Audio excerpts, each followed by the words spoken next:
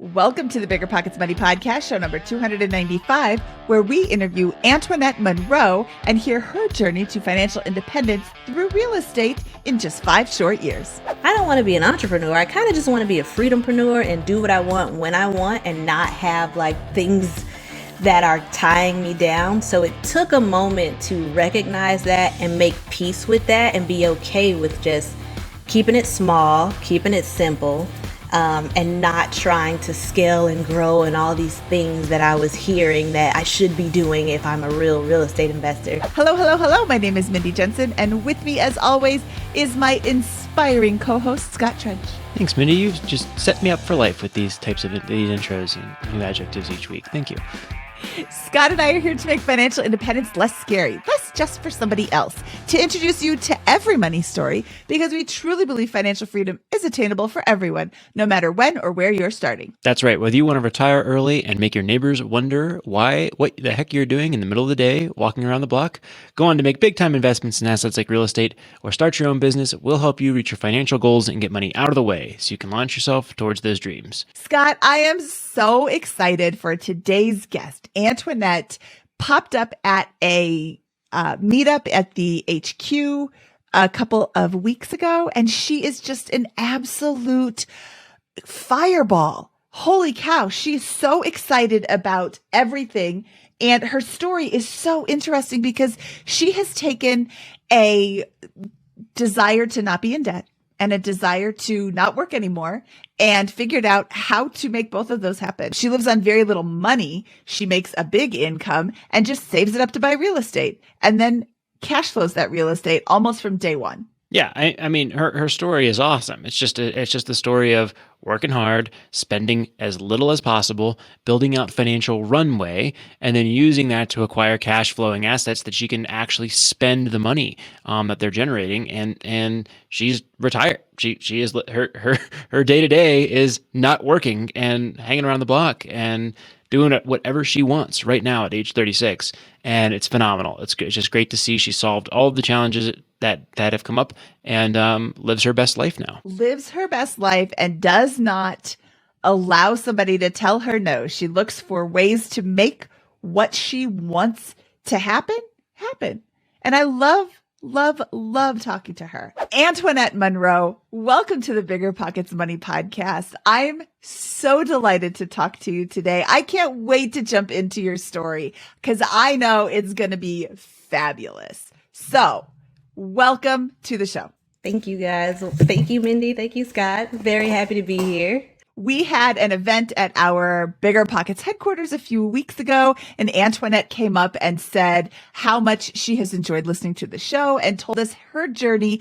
And in a nutshell, she's a rock star. She is absolutely crushing it. She has made some enormous strides in a very short time. And Antoinette, let's jump into it. Where does your journey with money begin? Well, I'll say that my journey with money probably began in the womb, right? My mom was really smart, good at math.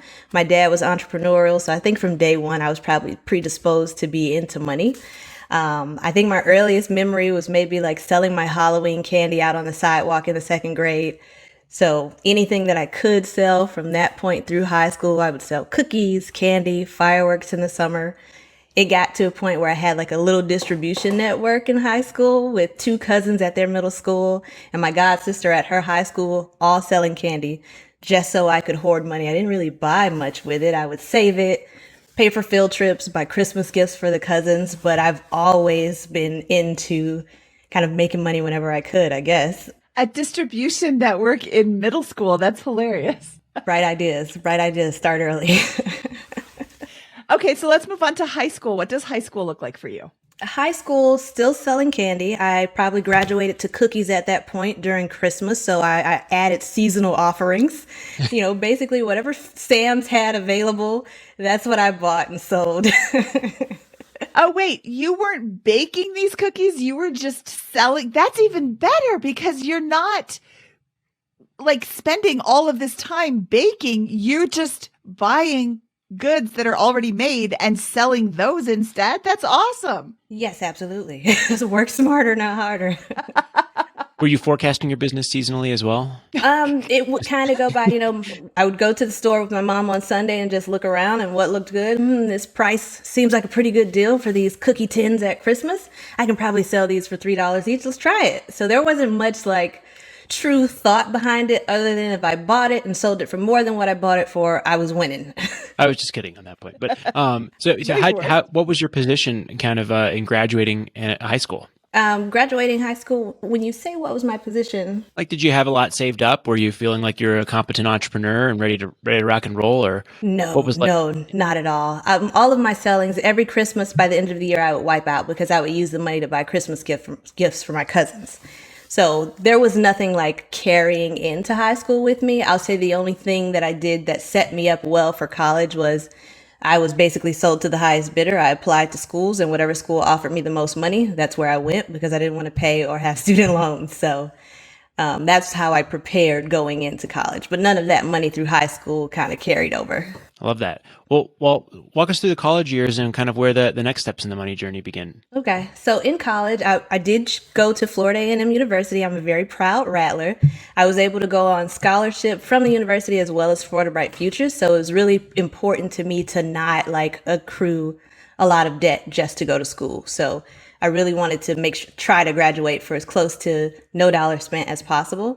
Throughout college, I would get net checks every semester and kind of hoard those and save them. So I always had a stash or had money available to me, even though I wasn't working, because I would save everything I would get. So I think I've been a saver always, and that's probably like the number one saving grace, knowing not to just blow my money. I think I was also very mindful about not signing up for credit cards. They'd offer you the free pizza and all those things. So I had like a fake name and social that I would use for those because I still wanted the free pizza, but I didn't want the hit on my credit report. So college years were more so just kind of staying out of trouble, trying not to take out any student loans until my very last semester of grad school when I had to, and avoiding any like credit issues or kind of those normal pitfalls you would expect college students to fall into. So that was more of just kind of playing it safe, staying careful, and still saving everything I had access to. So you went to grad school. Did you do that all in a row? And what year did you graduate and begin working? Yes. So I did a 5-year MBA program. So I graduated in 2008 and started my first job summer 2009. Awesome. And well, let's keep going. What happens next in the money story? That was the biggest shift. So I knew it was going to be make it or break it. I thought I was going to be an entrepreneur. That was kind of something I always wanted. I never really wanted to take a job, but that last semester I did rack up a couple student loans. So I took a job and the intent was I'll take this job, I'll do this 2-year program, pay off my student loans, and I'm out. I'm not going to be working. I'm going to go chase a dream or something. So with that very first paycheck, I kind of sat down and created, I guess what I call it now is my budget ABCs. Like I made an Excel spreadsheet, plugged in the info from the first paycheck, and just kind of laid out a plan for how I was going to get rid of those student loans in those first 2 years. And I think those initial steps were the foundation for everything else after that, like being really tight on how I managed my money, knowing every dime that came in. Those ABCs, I automated everything. I balanced each paycheck so I never had like a week where I felt like I didn't have any money and would be thinking about just putting it on a card temporarily. And then I tried to stay as consistent as possible with it. And I still follow this system to this day. That's awesome. I never heard that framework. Automate, balance, consistency. Yes. Right? Automation, balance, consistency. That's awesome. So ABCs. How you said you put those together day one? With my very first paycheck. Yes. And I've been tracking this spreadsheet from June 2009. And in preparing for this call, I went back and looked at it till 2021. I had a tab there. So every change in like pay or job change, I created a new tab. So I've been tracking my money story the entire time. I love it. Listen to that. She has tracked her spending, her money, her jobs, all of this since, I'm sorry, what did you say? 2009? 2009. First paycheck out of college. Yes. That's awesome. That's why I said she's rock. Do you have any money today? I got a little bit. No, Don't spoil it, Scott. that's the foundation of everything else. And so I think we you can stop listening now, and that is a successful money story, but you should not, because we're going to have a great story that we're about to go through. So okay, so what was you graduate college? How much debt do you have at this first paycheck, and what does your calculation tell you is how long it's going to take you? So right out of college, and you can see on that first tab, I write 27,000 in total debt, and so that was one credit card I had because I did an internship at a record label in New York, so it was unpaid, and then the student loans that I had for that last semester. And then I borrowed money to buy a car from my sister, so 27,000 total was everything that I started with, and that's what's on that first spreadsheet. And I think it took about 18 months or 2 full years to pay that off. So I remember March 2011. Everything was paid and I was completely debt free at that point. Awesome. And how much were you making, and how much were you spending during that period? Oh yeah, my starting salary was 50,000. I think my budget. So my goal was to keep all of my bills under $2,000 a month. So 50,000 didn't go that far. So I kept all of my bills under 2,000 a month. And I would get kind of mileage checks for when I had to drive. It was a sales job, so I would get sales bonuses each year. And I could see on the tabs where I've either made a lump sum using my bonus to pay something down or using my tax return to pay something down. And every mileage check, I would always volunteer to take the furthest route or to take the furthest sales call so that I can get a bigger mileage check, because all of that was going towards paying off the debt. Awesome. What kind of car was it? So this was probably the first money mistake I made. It was a 10-year-old Mercedes, like one of those 2-door coupes. I bought it from my brother-in-law, so it was his old car. And they thought it was better than like the little Nissan that I had. And so they were like, you should get this instead. It'll be a more reliable car. But from the moment I hit Memphis, like that thing started tearing apart every year. The 10-year-old car, everything that could go wrong went wrong. Had to change the transmission on it. So it was a money pit, actually. I don't recommend it. Well, just for as an observation here, when you have those jobs that reimburse you for miles with your personal car, right? There's an arbitrage opportunity there where, hey, if I'm driving a Corolla or something really reliable, like it's great gas mileage and doesn't break down, my cost of driving is probably 25 cents, and I'm getting reimbursed at 55 cents. Sounds like that may not have been the case in your scenario with the Mercedes. Not all the way. I didn't get that full 55, but enough to be impactful. Yep. Well, great. So awesome. So you're keeping tight control of your spending. And for the first 2 years, it sounds like it's just a bit of a grind where you're being consistent about tracking your spending, taking advantage of the opportunities, and then just putting every additional surplus dollar towards the debt. Yes. I mean, the way you say it, it sounds like, it wasn't too much fun. I still had a little fun in there. I had what I called therapy, where I'd go shopping and fill up my cart with all the things that I wanted and feed the impulse. And then after that passed, I would go and put each one back where I got it from. Unless there was something I felt Sounds like really my fun. life couldn't, I couldn't live without it. And then I would buy that one. But I would also leave my wallet in the car. So it had to be important enough that I was willing to walk back out the mall to go get my wallet to come back in and pay for it. So I still got to shop and have my retail therapy. I went on a lot of dates because I like eating out, but that was not in my budget. So I would say yes to the date. If you asked me, I was going because I wanted the free food. Sorry. So I still lived a little bit. I don't recommend that path, but I don't either. That tip would have been hard for me to implement.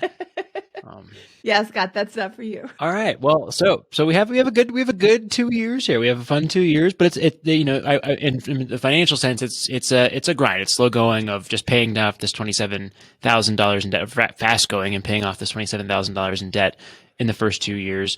Do you have an emergency reserve that you build up at that point? How do you think about your cash position? I did. So I think the first year I kind of just saved it and was holding it. And then that last year started paying. So I had like a 6-month buffer before I was due to start paying off the loans. So I had at least, like a month to 2 worth of emergency reserves, but it wasn't the primary focus at the time. But I know I had enough that when the transmission went out, I was able to pull that $3,000 to replace it. So there was some reserves there, but the majority of everything just went to clearing the debt. Sounds good. Nice. Are you doing any investing or like 401k contributions at that time as well? Yes, so at least meeting my company match for those first 2 years. Awesome. So what happens next? Now that you've paid off the debt? I pay off the debt. It's time for me to quit, right? Because that was the point.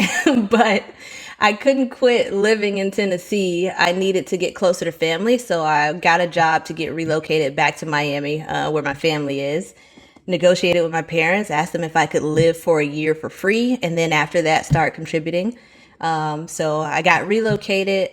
I had to stay a year to not have to pay back the relo. So my 2-year plan turned into 3.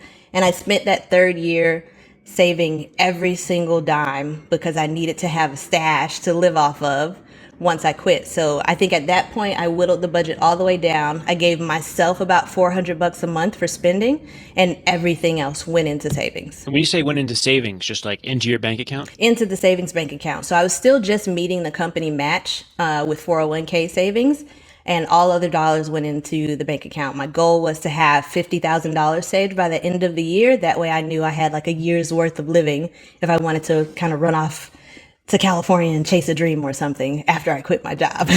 So let me comment on this because I completely agree with that mentality, right? And a lot of people wouldn't. They're like, why would you do that? You could have been investing that $50K.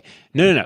You have $50,000 liquid at the end of that year, and you have every option. You can start a business. You can go into real estate investing. You can take a job that pays no salary and only has commissions. You can become a real estate agent. The world is your oyster at that point. And how old were you at that point? I was 24 at that point, and that's what I wanted. I wanted the option to not need the job so that I could choose my path, whether it was start a business or pursue a dream or just something else. If I had synced it all into the 401k, I couldn't access the money, and so now I'm trapped. I have to stay at the job for money versus having the source of money in my savings account that I have immediate access to. Great. A lot of people are going to shake their heads and disagree with that. I'm nodding my head and aggressively agreeing with it. That's exactly how I viewed the situation when I was getting started as well, right? $50,000 in the hands of an ambitious 24-year-old is way better than $50,000 in the 401k of an ambitious 24-year-old. $50,000 in a 401k of a 24-year-old who would blow the money is way better than $50,000 in the bank account of that same 24-year-old. But that's a big nuance that I think is really important. Yeah, you definitely have to know who you are. What's important is this was a choice that you made consciously. This isn't something that somebody else forced you to do. Antoinette said, I want to have $50,000 saved up. I make $50,000 a year. Therefore, I'm going to have to save almost everything. I'm choosing to do this because my goal is this. Now, if you decided that there was this really awesome vacation you wanted to take for $1,000, you could have done that. Nobody was saying this is not your money to spend. You were choosing to spend your money the way you wanted to, which was to spend it in a savings account. Here you go. I'm just putting it there. And that's a choice. And, not everybody's going to make that choice, and not everybody's going to be retired at age 31, 39. I can't remember how old you are. 36. 36. Okay. You know who doesn't retire at 36? People who say, oh, I would never only spend $400 a month. Oh, yeah. I got told I was crazy a lot of times by my friends and my family. I watched my friends enjoy their life very much in their condos on the beach or taking cruises and trips. And I was just like, do you guys not have student loans? Like, did you do that first? Just trying to figure out how they were able to do it while I was like not. But it just wasn't a priority for them. They still had those debts and student loans, but they prioritized kind of the immediate enjoyment of the income, and it was more long game for me. And I think once I understood that it was long game and that these first 5 years were going to be critical and I could literally set the foundation for the rest of my life if I got that right, it was easy to block out the noise. Yes. Love it. All right. So what do you do with the $50,000 now you've got it? Well, now it's just sitting there, right? Because I've been working for 3 years now. All the dreams that I had prior, they had started to fade. So I didn't know what business I would start or what I wanted to do anymore. And the career, I was getting promoted every 2 years. So I was like, I'll just kind of ride this out and see what happens. I left the 50 where it was, started maxing out a Roth each year. And so for the next 2 years, the 50, it was just there, right? I did splurge, and in celebration of kind of paying off the debt and making that savings, I did purchase a car. I didn't skimp on it. I purchased the car that I wanted, but I made sure to purchase the car where if I chose to, I could have bought it outright. But I was able to get less than 2% interest, leverage my good credit, and I went that route instead. So the 50 stayed there, rewarded myself for my hard work, and just kind of went along with the career, just trying to see where that took me. Awesome. So can you walk us through the next couple of years and into the next inflection point in the journey? Yeah. So I think that next year I ended up moving away from Miami to Orlando. I didn't intend to stay there. It was supposed to be just like a 2-year stint, move on to the next state with the next job. But I liked it there. So I ended up starting to put roots. So by about 2015, I started looking for a property to buy. And it took like 9 months to finally find one, mostly because I was very like strict on the budget. I didn't want to spend over 200,000.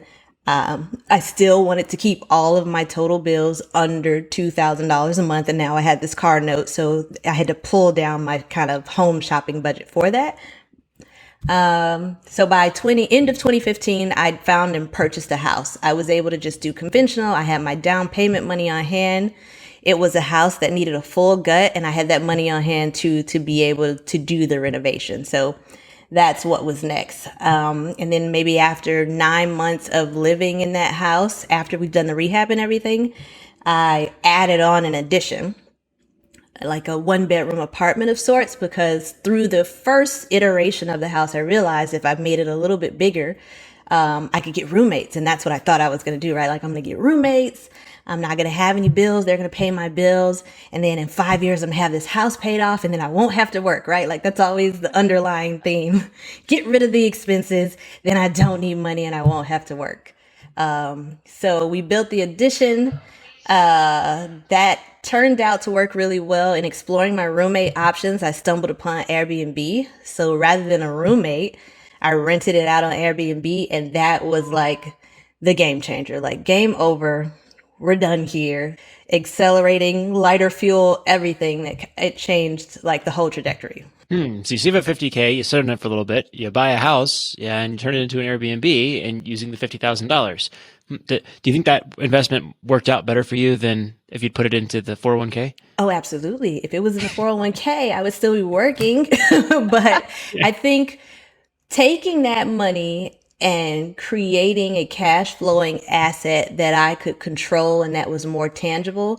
But the biggest thing is it was an asset that eliminated my expenses. So now my entire paycheck, I'm not paying rent or my mortgage, right? My asset is performing, it's paying for itself. And now every dollar I earn is either going back into my pockets for savings, or I'm saving it up to invest it into another property. So that's really kind of what led to becoming a real estate investor. Initially, I just wanted to pay it off so that I didn't have bills and I wouldn't have to work. But after going through that process and kind of seeing what the power of real estate could do in terms of like building net worth or generating income, the focus started to shift. Let's look at numbers on this Airbnb property really quickly. You bought it for how much? How much you put into it? So back in the beautiful days of 2015, I purchased this house for $169,000. Oh, okay. Even better. Yeah, 2015 was nice. The first round of renovations were about $50,000. And that stuff I kind of had on hand and was able to complete that. The addition, which started a year later, the total cost of that was like $95,000. At this point, I had no more cash savings. So I took a 401k loan for $24,000 just to get started and went as far as I could go. Of course, I'm still working. So basically every paycheck is kind of still funding this rehab, and it took a full year. And then when I ran out of the 401k loan, I don't advise this or recommend it for anybody, but I leveraged my credit yet again. I had very high limits on my credit cards, and I'm pretty sure I maxed all of them out. But again, everything is always on automation, so I've never missed a payment. You know, they were getting paid automated, and at the end of the project, I rolled the lump sum over to a 0 interest credit card to buy myself, 18 months to pay that down without it growing. Love it. At some point, if you want to get into the real estate game in a meaningful way, you have to lever up, which is really unfortunate. It's just part of the reality of it. And, it's scary. It's terrifying to lever up to that degree in on a real estate investment. It can go down the next year with it and leave you in a tough spot. But it was a calculated decision. You obviously ran your numbers ahead of time, or I hope you did. Had an idea of the numbers, and it seems to have worked out really well. So, what did you end up getting from a cash flow perspective after all this? Yeah. So by the time the renovation was done, the house was probably worth at that time like about $400,000 now from the 169 that I got it for. I moved into the smaller 1-bedroom side and lived there. And then the original 2-bedroom, 1-bath house, that's what I put on Airbnb. I think my very first month, it was like $3,500 made. And then the next month it was $4,500. And then every time it would go up, I was like, oh my God, my mortgage was only $1,500 a month. So the cash flow just from doing that alone was kind of twice the amount. What'd you do with the financing? So you had all these credit cards, you had the 401k loan. How'd you pay that all back? Did you refinance or did you pay it back bit by bit with cash flow? I paid it back with cash flow. So every dime that I made from Airbnb for that first kind of 12 to 18 months went back to the debt. So that $65,000 that was racked up in the end, by March of that next year, so we started Airbnb full time in February. By April of that next year, I had paid off all of it. Nice. All using kind of the income from my job and the Airbnb money. So you're saving $5,000 a month at that point, a little over that. I don't need much to live off of at all either. So I'm living for free. My biggest bill is gone. Every single dime went to the debt again. With one property. And it was easy. I've done that before. Yeah, with one property that I'm living in, right? So really with 2 bedrooms and 1 bath out of my single family home. So we're in 2016 now, and your debt is all paid off except for the mortgage. You've got a little bit in your 401k, you got this property and some cash, I imagine. What's next? Well, and let's speed up. So we're actually at 2019 at this point. So from 15 we got at 16 first rehab, 17 that full year was the addition. So by 2019, okay, we're caught up, debt's paid. What's next? Immediately I hit payoff on the last debt and I went and put a down payment on another property. I don't recommend this either, but the space was small. Airbnb How'd you get the down payment? I borrowed it from my brother-in-law. I never had the cash on hand. After that first 50, with every investment after that, I just got more and more creative. So this down payment, it was for new construction property. It was still going to be a house hack, right? So it'll be a house with a garage apartment. Airbnb was kicking me out of my house. So I knew this whole thing would become an Airbnb. So I would still have a good bit of cash flow coming from that home. And then with the garage apartment on the new home, that would pay half the mortgage. So I could essentially move into a new construction property in one of the best neighborhoods in Orlando and live there for free from day one. So borrowed the $25,000 for the down payment from my brother-in-law, and I knew I had a year to come up with the rest of it before we had to close on it. So borrowed, spent that next year saving until we closed in 2020. Awesome. So in 2020, we now have 2 properties. You have mortgages on both, and you owe $25,000 to the brother-in-law. Yes. Well, no, I paid the brother-in-law back immediately. So, I borrowed that from him in April. By July, he had his money back. And then in November, I bought another property. November of 19? In 2020. Of 2019, yes. So in the middle of that, I grabbed one more. Okay, so you own a property, you put a down payment on a new construction, and before the new construction is purchased, you buy another property. Yes. Okay. This one was my neighbor that I grew up with. She lived across the street from my mom, decided that she was moving. I'm hearing it through the grapevine. I've been doing my research and studying this. I know on BiggerPockets that off-market deals are hot. So immediately I call her like, hey, I want to buy it. I'll buy this house. Just let me know whatever you want for it. It's fine. So I ended up purchasing that from her for $192,000. I put $40,000 in rehab on it. So that same money that I sent back to my brother-in-law, I called him back for it. And then when it was done, that one appraised for $300,000, and so I immediately refinanced it. So every dime I had in there came back out. before December was out. Awesome. So that's an easy burr. Yes, very easy burr. And you still own the property. Love So it. for not everybody who listens to this show knows what burr means. So Antoinette, do you want to enlighten them on burr? Yes. So a burr is when you buy a house, then you renovate the house, you rent the house out, you refinance the house to get your dollars back, and then you repeat. Okay. When you say you refied everything out, you bought the house for $192. You put $40,000 into it. That's what, $232,000 that you have into the house. It appraised for $300,000, which means typically, were you going to live in that house or were you going to buy it as an investment? No. Okay. So you can. So I bought it as a second home.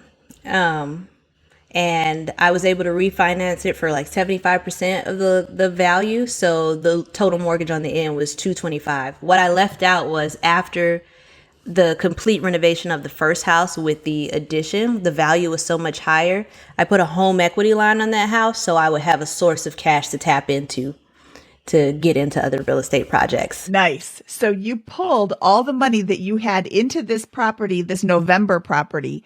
You pull that money out so you can use that money on something else while still owning this property as a rental. Yes. It took 45 days to buy the house, rehab it, and have every single dime I spent back in my pocket. 45 days. Okay, that is 45 days.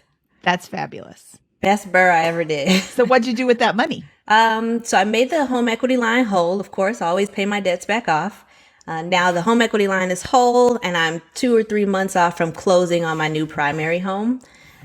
So I moved forward with that into the new primary home, immediately rent out the garage apartment so that from the first mortgage payment that's due, I'm not responsible. The property in Miami made enough rent to cover its mortgage and half of the mortgage of my new house. And then the garage apartment paid the other half.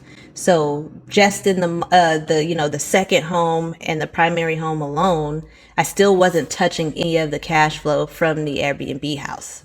Awesome. So we have 3 properties, and what's the net cash flow total for all this? At that time, let's say the Airbnb property was probably cash flowing about $3,000. I'm just gonna rough number it. The property in Miami was cash flowing $1,200, and then the garage apartment made $1,250. And the mortgage of the primary home was $2,600. So within the cash flow from all of those, my bills were completely covered, and I still had some cash flow left over. Okay, so what happens next? You got 3 properties at the end of 2019. What's the next? What keep the story going. Well, now I'm a real estate investor now. Now I'm saying it, right? Like everything else I had been kind of stumbling into, it wasn't really intentional. It was just things that had happened. So now I'm a real estate investor. This is what I'm going to do. I'm telling everybody about it, and looking for things to buy. So I closed on the primary home April of 2020. COVID is in full form. And then August of 2020, I get fired from my job. But by this point, it didn't matter, right? Because everything that I was doing was so that I didn't need the job. So they fired me and I was like, thanks. All right. And that was it. So I didn't look for a job immediately. My bills were covered. I didn't really need to work. But I did go and work for a contractor for about 9 months because, I'm getting into real estate. I want to understand this stuff. So I figured just having a job that better aligned with what I was trying to learn and do would be extremely beneficial. He happened to be an investor as well. So by January 2021, he offered me an opportunity to participate in a flip with him. And so that was my first flip. We went in on that deal 50-50. Purchased that property in January and were able to sell it and have it under contract by the end of March. So I got a flip in that year. And then April, I realized that I didn't want to be a contractor. I was cool with the real estate investing part. And so that's April 29th on my birthday at 36. I said, that's it. Not working for anybody else anymore. I'm just going to chart my own path. There's enough cash flow that if I don't want to work, I don't have to. But I kind of like this real estate thing, so I'll just keep playing with that. Maybe do like 2-3 flips a year for fun money, and that'll be it. So in May, I bought another property. Okay, May of 2021 we're up to, and you bought another property. So you Yeah. owned the original that was the Airbnb. You owned the second house that you bought in November of 2019 that you burned all your money out. You owned the third property that was the new construction that was your primary residence. Yes. And now you've bought a fourth property or your third investment and fourth total property. I guess your primary is kind of an investment too because it's a rental. Okay, so what does this property look like? So this property was a 6-bedroom, 3.5 bath, maybe 2 blocks away from the first Airbnb property. But whenever I look at a single family property at this point, after the experience with the first one, knowing that if you put a door in strategic places, you can have something like separate units.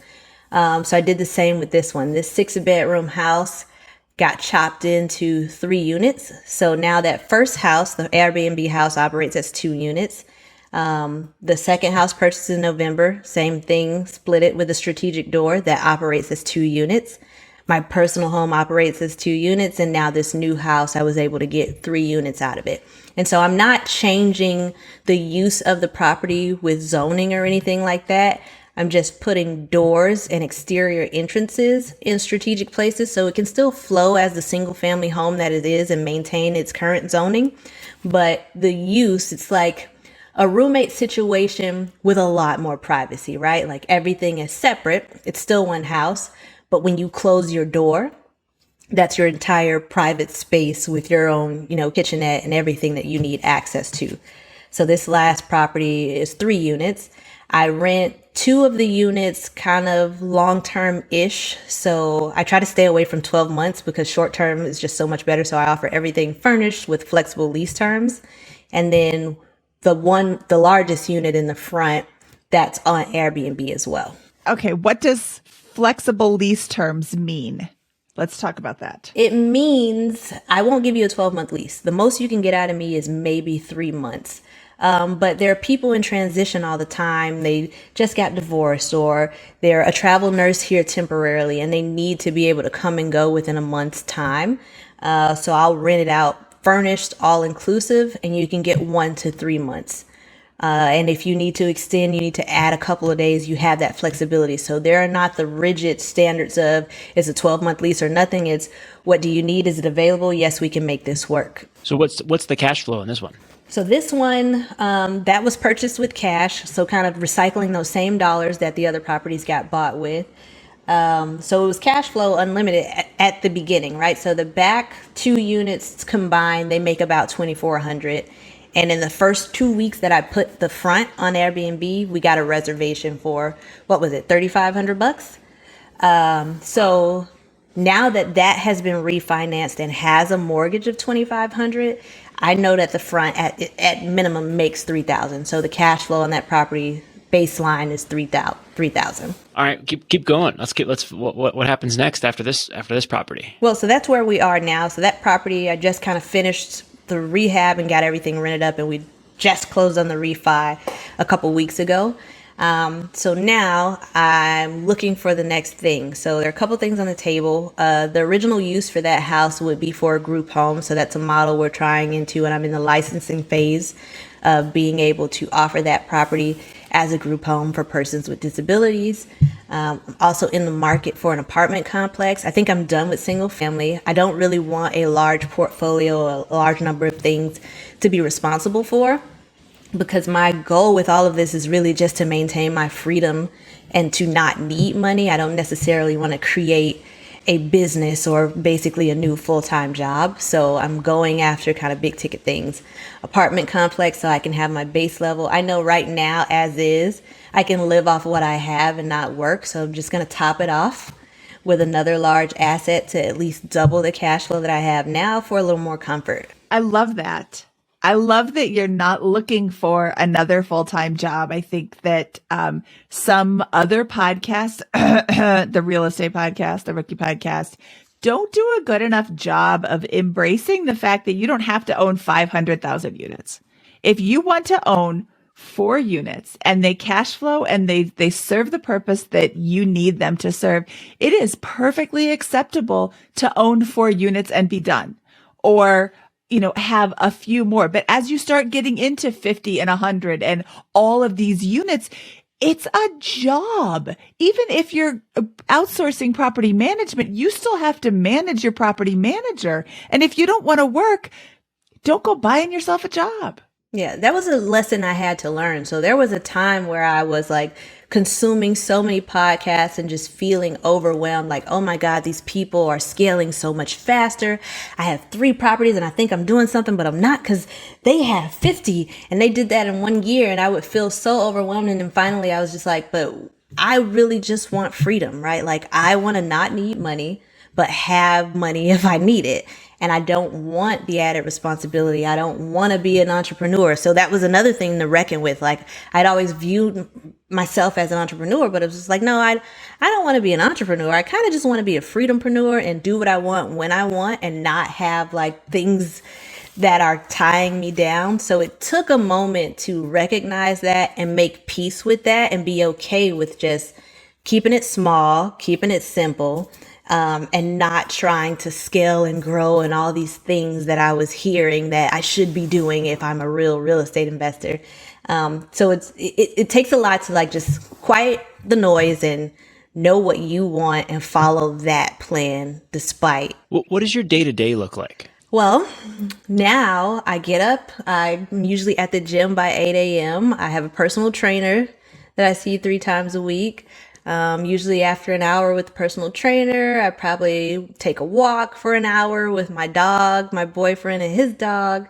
So we walk around our neighborhood. So by about 10 a.m., we're probably just getting back into the house after being out, walking around, waving at all our other retired neighbors, looking at us like, why are we out here and not at work? Then after that, we'll probably have lunch. Josh usually likes to take a nap by this time. Yeah, just kind of wing it. If something happens, sometimes I go over and check on the properties, but mostly that runs by itself with the cleaning crew. Yeah, just kind of whatever I decide to do when I wake up that day. It's Well, that's unacceptable. I think you've won. No, that's unacceptable. You need to go own 57 more units, and then you can call yourself a real estate investor. I have issue with that comment because that you're not the only person that I've heard say that. Oh, I don't feel like I'm a real estate investor because I only have X number of properties. If you invest in real estate, and investing in real estate is one property, one deal, one REIT, one syndication, one whatever. You are a real estate investor. I am a stock investor. I have index funds. I have individual stocks. It doesn't matter what you hold. As long as you hold one of something, you are that type of investor. So yes, you are a real investor. And I can give you a list of people that you're doing better than. And if you're not watching the video, I'm doing little air quotes. I can give you a list of people that you're doing better than, who will look up to you and say, oh, if only I could be like Antoinette. And I can give you a list of people that you're doing worse than. And I'm air quoting again. And I can, oh, wow, they have more than me. You have what you want. When you want another one, yeah. I, in my crystal ball, can see that you're going to go find a way to get the next one that you want. And don't compare yourself to anybody else because you are kicking butt and taking names. I have to be family friendly because I want people to listen to the show with their kids in the car. But you're a rock star. You have 4 properties that that generate more income than you need. You can live off the properties you have. You never have to buy another property again. And rents are going to go up. Airbnb people are still going to rent from you. They're still going to generate more and more. Like your rates are going to go up every single year, I would guess. You're going to continue to make more money while your fixed rate mortgages are not going to continue to cost you anymore. Yeah, taxes are going to go up and whatever, but you're going to have basically the same amount of expenses while your income continues to increase. So if you want an apartment building, and I hope it's like a 10 unit, not a 200 unit that you're thinking of, because that's buying yourself a job, you're going to go out and get it. And you're going to be like, okay, this is good for a while, or maybe not because you have that ambition. What do you do for healthcare right now? So I have a healthcare policy. I found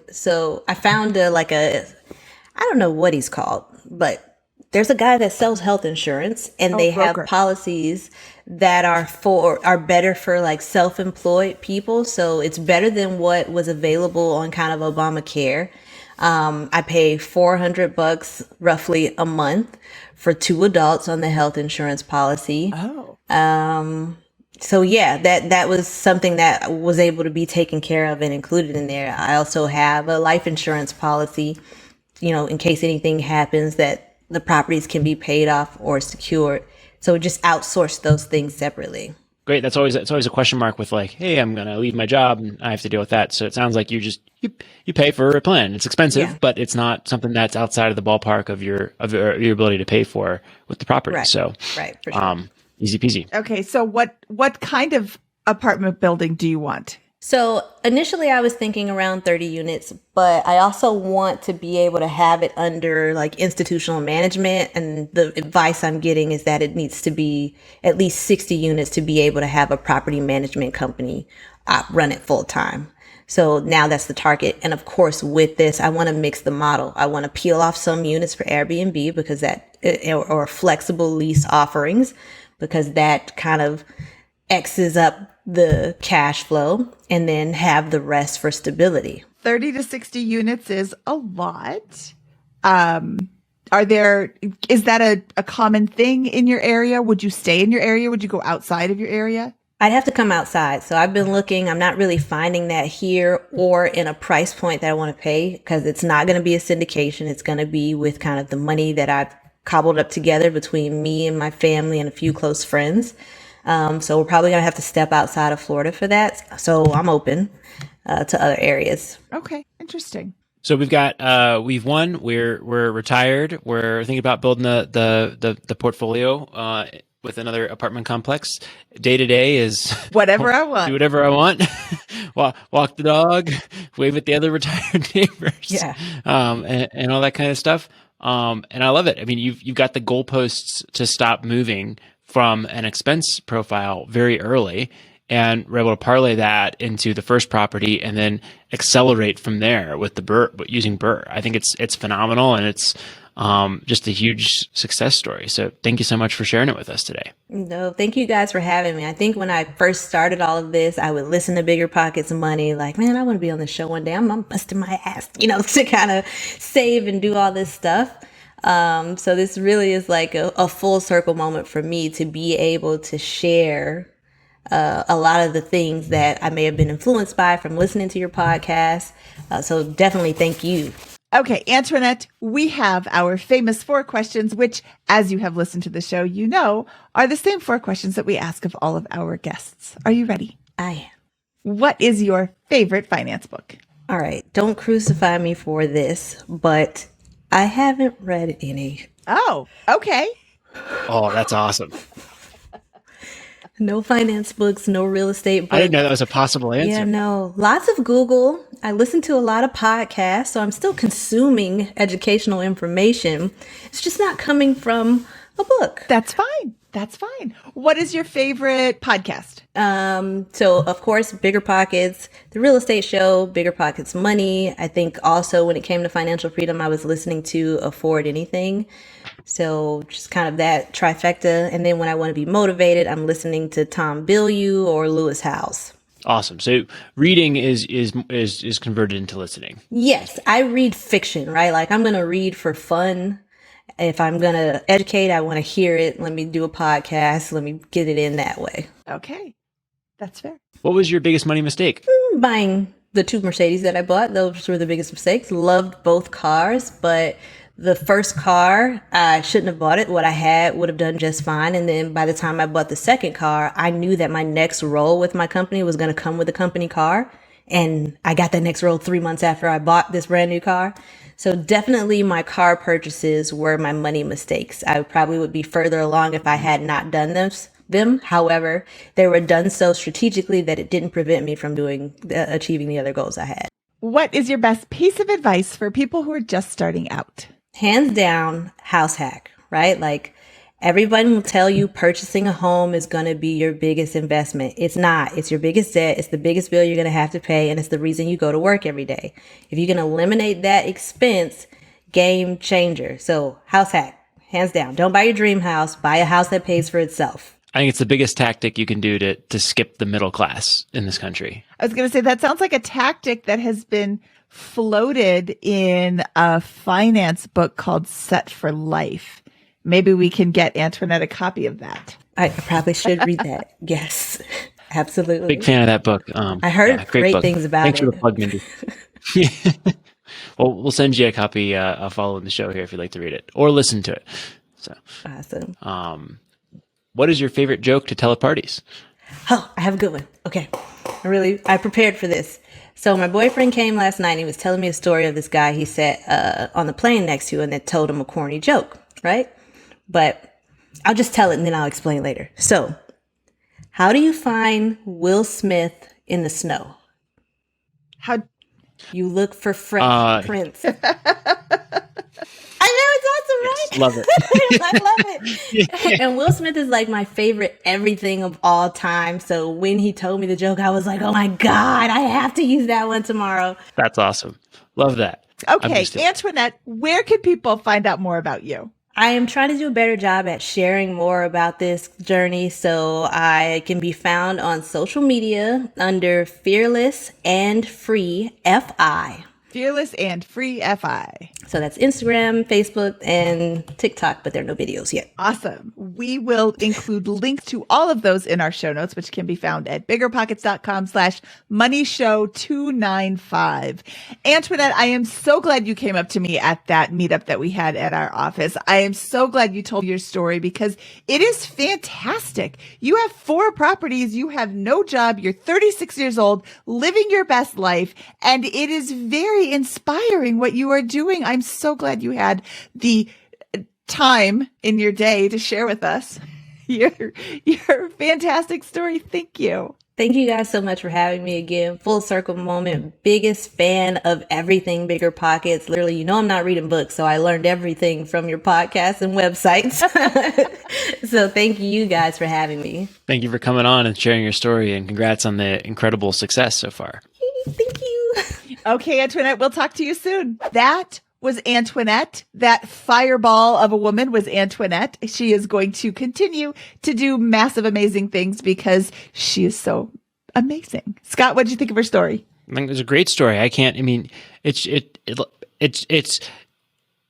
perfect. She's done the fundamentals correctly from day one, literally paycheck one. And because of that discipline and because of the fact that she followed that path and managed her money intentionally, house hacked, and built this real estate portfolio, she's done. Game over. She can do whatever she wants with her day. She can travel. She can hang out at her house. She gets to decide what that is, check on her business occasionally, and she directs the course of her life and her day. And it's just so wonderful to see. It's what this is all about. I expect big things to come from her in future years because she will decide to pursue whatever passion she has, or she will just live an awesome, happy, wonderful life with that. So I'm a little jealous and I'm excited and happy for her. Yeah, at the end, she said she's not sure what's next, maybe a 30 or 60 unit apartment building, which is not something that I want to take on. But if she wants it, she's going to go get it. She's going to find a way to do it. She's going to crush it just like she's crushed everything else. And I am excited to bring her back in a few years and hear the story of the acquisition of her 30-unit apartment building and how she's managing it and all the giant cash flow she's making from it just by thinking outside the box. Mm-hmm. Okay, Scott, should we get out of here? Let's do it. From episode 295 of the Bigger Pockets Money Podcast, he is Scott Trench, and I am Mindy Jensen on behalf of Antoinette Munroe saying, go fill out those spreadsheets.